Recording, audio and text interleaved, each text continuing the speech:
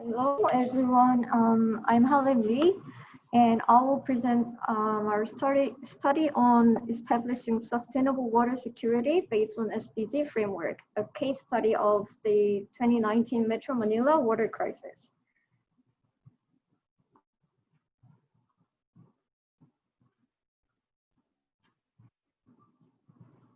The flow of the presentation today will be from introduction to literature review and theoretical framework and case study, and finally to the discussion and conclusion. Firstly, the background of the 2019 Metro Manila water crisis. On March 7th, 2019, 62 villages in the east zone of Metro Manila were suddenly left with dry taps without sufficient warning from the government. Manila Water, a company which provides water treatment and distribution to the east side of Metro Manila, has admitted its failure to prepare the region for a water crunch of such a scale, despite being aware of the severe supply shortage. Manila Water claims that the current water crisis was due to El Niño event and delayed infrastructure projects. And our study was to identify the fundamental triggers of the 2019 Metro Manila water crisis, and also to serve as a guide for establishing efficient and sustainable strategies. And our research statements were as follows. Firstly, climate change plays a significant role in the 2019 Metro Manila water crisis owing to its causal relationship with the El Niño phenomenon.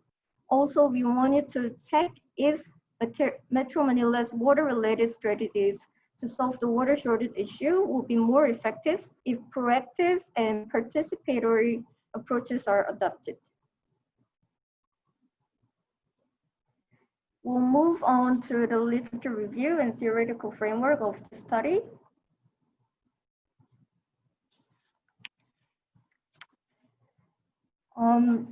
According to Nature Climate Change, El Niño affects the precipitation patterns and contributes to the drought. Also, we found that during the El Niño season, dry periods are 300% more likely than the neutral period. And El Niño events do not affect land temperature at the same magnitude. Also, according to FAO, it reported that climate change affects the characteristics and frequency of El Niño, which negatively impacts the water security in countries located in tropical regions, such as the Philippines. Thus, considering this as the basic principle, this study aims to identify Metro Manila's current characteristics and to determine if it can achieve sustainable water security.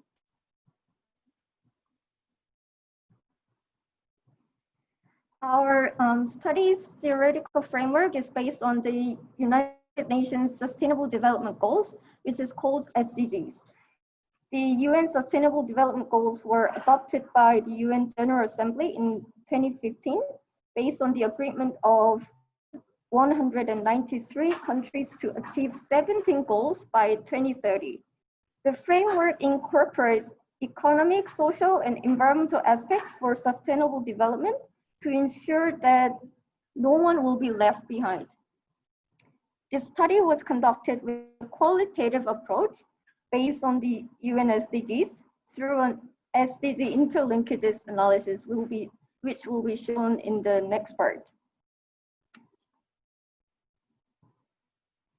The SDGs have been deployed as the linkages of SDG 6 with other SDGs such as SDG 9, 10, and 13, which highlight the importance of adopting a holistic approach in tackling water security issues. As this figure shows, to investigate the relationship of SDG 6 with other SDGs, interlinkages among SDGs should be evaluated. And with the using of visualization tool, we found that indicators were identified using the official indicators that are enlisted in the Global Indicator Framework for the SDGs and targets of 2030 Agenda for Sustainable Development. And each node represents one SDG target, And its line with an arrow that links two nodes represents a linkage between the two targets. Black and red lines represent positive and negative linkages, respectively. Additionally, a dotted line implies that indicator level data are not available for the relevant targets.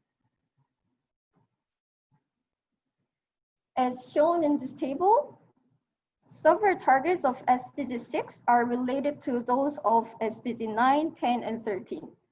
For example, in the very last row, SDG target 6.6, which focuses on protecting and restoring water-related ecosystems, is linked to SDG target 9.4 and also 13.3.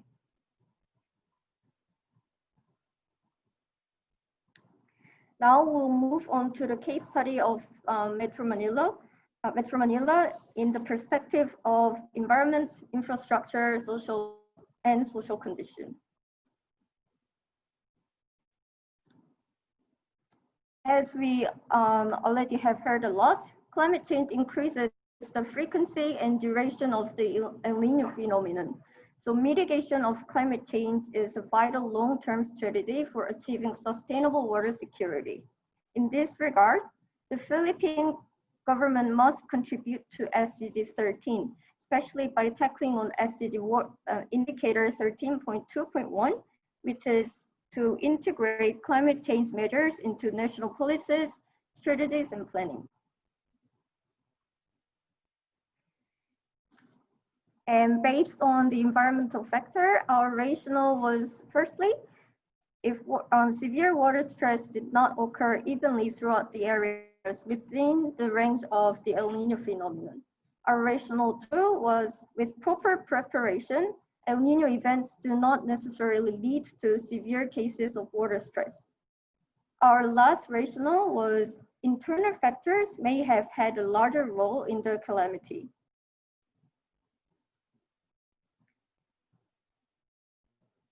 And we could find out Metro Manila was lack of water reservoir. Despite going through a similar calamity in 2010, Angat Dam remains as Metro Manila's primary source of water. And it also lacked of aqueducts. Aqueducts and tunnels which draw water from Angat Dam could only draw 4 billion liters a day, which was not sufficient enough. And another issue was that aqueducts were placed too high, which couldn't connect La Mesa Dam to water treatment plant. As we can see in this figure, even though the water could have been sufficient, the water couldn't go into the gate of the aqueducts as the aqueduct was placed too high.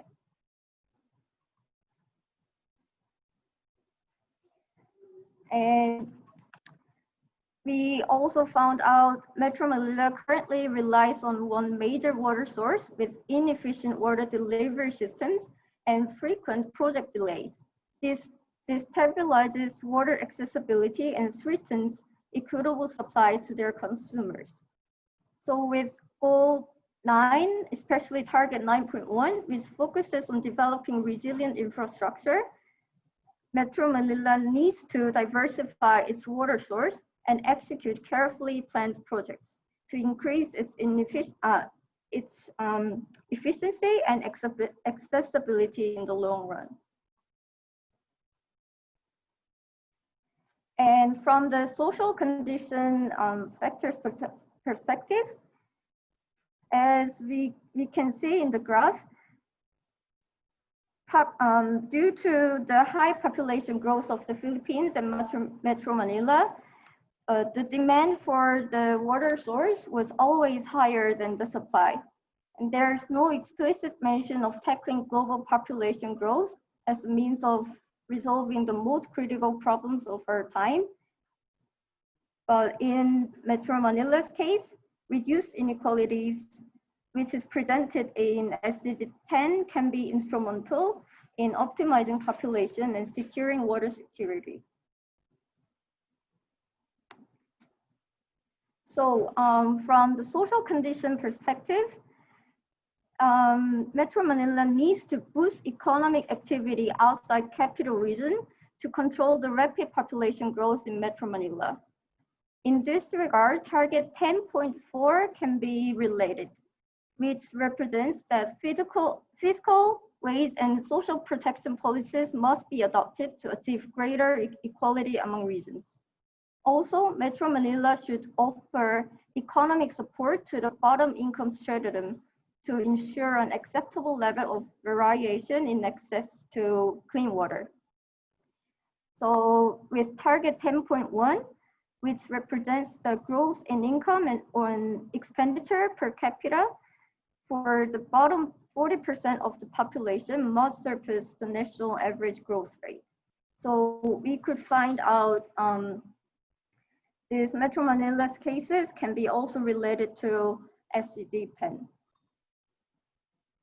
To summarize this case study, we found out environmental factors in Metro Manila that negatively contribute to SDG 13 require appropriate preventative measures to minimize the water shortage crisis.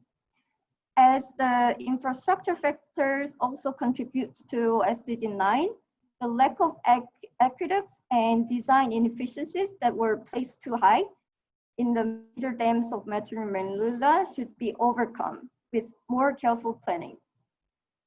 And SDG 10 can be also crucial in successfully reducing inequalities, not only in Metro Manila, but also in other regions of Philippines.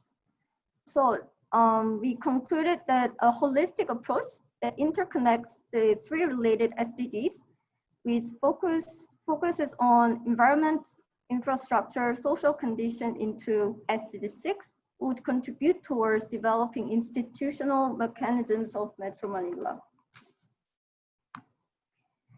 Lastly, we will move on to the discussion and conclusion of this study. This study has some limitations as follows. Firstly, as this catastrophe is an ongoing phenomenon, there's insufficient quantitative data to predict the expected total damage of the water crisis. Second, political dynamics of the Philippines is not considered a variable in this research, despite its importance. Third, it does not provide detailed strategies to resolve the prevailing water crisis issue. Instead, it highlighted the major contributors toward the water crisis. However, it does have significance because we found that climate change and its subsequent impact on El Niño increases the frequency and duration of water shortages. However, it's difficult to conclude that it's the direct cause of the current water crisis. Rather, we found it's the lack of effective infrastructure play more significant roles in the crisis rather than El Niño. And overdependence of one of the densely populated regions on one water source is an ineffective strategy. And Metro Manila's water-related strategies will be more effective if proactive and participatory approaches are adopted. Thus, this study contributes towards understanding the significance of the SDG framework to combat water insecurity. Also,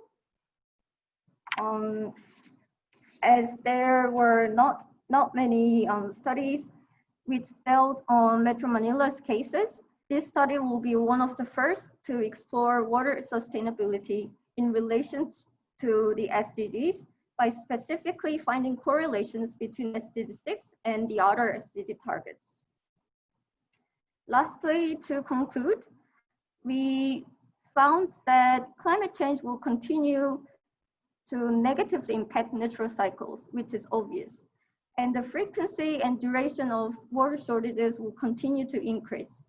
And while climate change mitigation is vital in the long run, adaptive proactive measures can be effective in minimizing the impacts of droughts. So this study showed the multidisciplinary aspects of regional development of Metro Manila was conducted based on the qualitative analysis.